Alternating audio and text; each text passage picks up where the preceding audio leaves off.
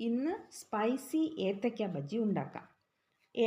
ഏത്തയ്ക്ക തോല് കളഞ്ഞ് സ്ലൈസായി കട്ട് ചെയ്ത് വെക്കുക. ഇളക്കി മാറ്റിയ തൊലി കളയണ്ട, അത് മാറ്റി വയ്ക്കാം. ഇത് കൊണ്ട് നല്ലൊരു ടേസ്റ്റായ റെസിപ്പി ഉണ്ട്, അത് പിന്നെ ഒരു വീഡിയോ ചെയ്യാം.